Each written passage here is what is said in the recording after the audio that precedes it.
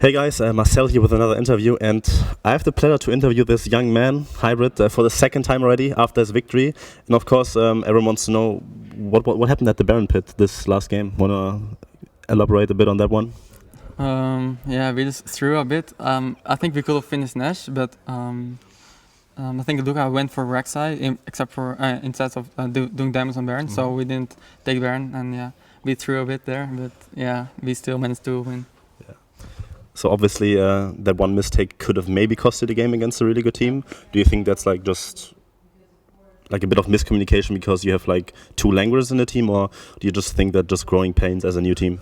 I think both. And that was maybe miscommunication, but yeah, I think it will be better next time, you know.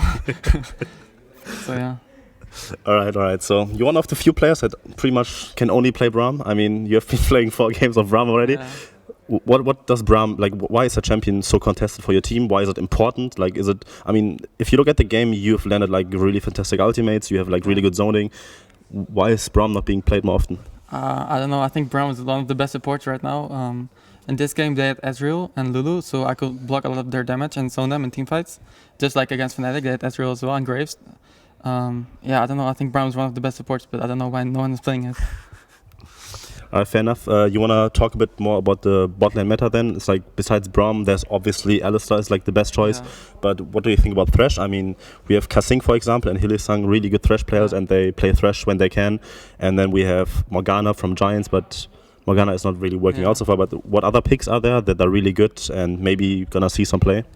Yeah, I think Thresh is still good. I personally like Thresh as well. But I think Alistar is the best support right now. It's just so good. Engage, like disengage. It's so tanky. I think Trundle is still fine. Not many people are playing it, but I personally still like it. Braum as well. I personally don't like Morgana or Poppy. Like Poppy is good, but I think it's better top lane. So yeah, just these champions. And Janna's good as well, I think, but it depends on the team comp. All right, fair enough. So obviously you guys are at the top of the standing with a 5-1 score.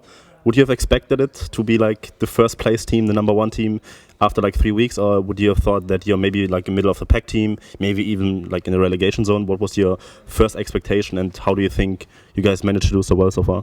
I didn't expect us to be like at the top. I expected us like more to be in the bottom. I mean in the middle. But you know, like all of my teammates are really good players, and we get along really well. And I expect us to stay at the top. All right, so one more in-depth question. Do you like the new vision system or not? Like, there was like quite some few changes. I mean, wards last less and pink wards have more value and everything. What's your general take? Like, do you think you have like a really good vision game currently, or is it just every team is kind of bad and you just win purely on skill based? I mean, if you see those games, Perks is kind of going completely off and then winning team fights. What's your general take on like vision game, like more strategical approach? Yeah, for our team, I think we have really good vision. Like Perks can go really aggressive, but we create pressure by putting on vision. Like Trick puts down like the most ward out of all the junglers. I think he puts down more wards than me sometimes, you know. And yeah, I personally like the vision from my team, and I think it's good. All right, that's it for this week's interview with G2 here. Thank you so much for watching the interview, and of course we have more coverage coming in for this week on theScore esports.com. Make sure to check it out.